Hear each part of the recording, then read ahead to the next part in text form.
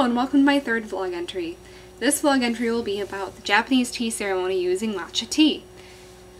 Recently my university held an event of sorts to teach all of the foreigners going to the university about the Japanese tea ceremony, and we were taught how it was conducted. So I took lots of video and I will walk you through that now. Enjoy! During the Japanese tea ceremony, it is often customary to have a snack before the tea. It is important to follow the rules of picking up the chopsticks properly, as well as many other rules during the tea ceremony. You must place the snack on your paper, return the chopsticks to the bowl, and pass the bowl to the next person. When you pass it, you bow. After using the special chopsticks known as kuromoji to transfer the snack known as okashi to the paper known as kaishi, one must eat the snack by covering their mouth with the kaishi paper. It is important because it is polite. Before you are able to make and enjoy the tea, you must clean and purify all of the objects used. First, you must fold the tenugui towel seen here in a very specific fashion. When it is folded like this, it will be used to clean and purify the natsume, which is used to store the matcha green tea powder. It is cleaned and purified in a ko-hiragana fashion. Ko is seen here. Next, she will refold the tenugui. Once it is refolded, she will use it to clean and purify the chashaku. The chashaku is the scoop used to get the matcha powder out of the natsume. She will clean and purify every side of it to make sure that it is clean and ready to make the tea with. Next, she will arrange her tray to make sure everything is in its proper place to make the tea. This is the proper way to have your tray set up to make the tea. Now she will make sure the top of the kettle is also clean. She will now pour the water into her bowl, known as the chawan, so that she can start to purify the bowl. She will also use this hot water to purify the chasen, or the tea whisk. She is now dipping the tea whisk into the water at different angles in order to purify it. Now she will whisk up and down briefly. Then she does a circular motion around the bowl and replaces the chasen where it came from. She now pours out the unclean water from cleaning the bowl and the chasen. She uses the chakin, a small piece of fabric, to finish cleaning the bowl and dry it so that it is ready to make tea in. Next, she makes sure that her tray is laid out in the proper way. Now the matcha powder needs to be scooped out of the natsume with the chashaku. It needs to be scooped into the chawan bowl. We use 2 generous sized scoops. You need to make sure, when using the natsume, to place the lid in the lower right side of your tray. We often do not do this correctly. After finishing scooping the tea out of the natsume, replace the natsume with the lid to the top left corner of the tray. Moving on, we must carefully pass the hot kettle to each other, protecting our hand with the tenugui towel. You pour about half a chawan bowl full of water over your matcha powder. Once we are done passing the kettle, we can start mixing it. You mix it in a very specific way. It is easier to mix when sitting in seiza style, which is a Japanese sitting style where you sit on top of your legs, on your knees. Now to start mixing with the chasen.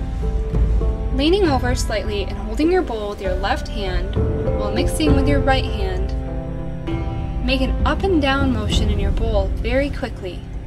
It is not like whisking an egg back home, where you want to get all over the bowl possibly, or in a circular motion. You want to only go up and down.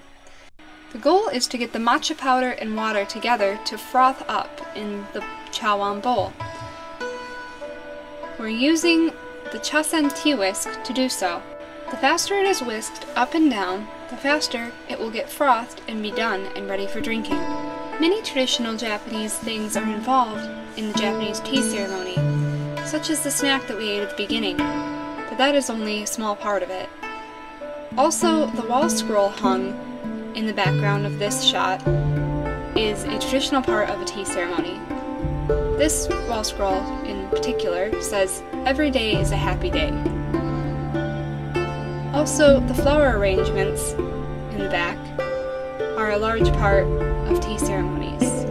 The kimono that our instructor wears is a common sight at tea ceremonies, as most people wear them when they go to tea ceremonies and other traditional events. The Japanese-style room is also a common feature of tea ceremonies. When finished mixing, you must rotate the chasen around the bowl like the hiragana no. The tea is now almost ready for drinking. First, we need to put our chasen down in our tray in the proper place, which is the upper right-hand corner.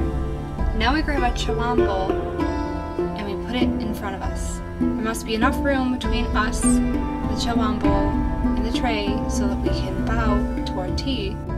Bowing to the tea is not like worshipping the tea. Rather, it is a way to show that you are thankful that you are able to drink this tea in the company of so many people and in the company of so much art. Also, when you bow to the tea, you say itadakimasu. Much like in Japan, you say itadakimasu before you eat. This roughly translates out to being thankful for the food you are about to receive or the drink you are about to consume. You are now allowed to pick up the cup. You must pick it up by putting it under your left palm and holding it with your right hand. You need to bow to everyone in the room and be very thankful of all the artists and people that made this possible. After thanking everyone for this tea, for the art involved in the tea, you are allowed to drink the tea. You drink the tea by tilting the cup to your mouth. Make sure you're not touching the art on the sides of the bowl. It can be very hard sometimes to not touch it, because sometimes it covers the majority of the bowl. Now that you can drink the tea, remember that slurping is polite, and especially on the last sip of tea, it is extremely impolite to not slurp.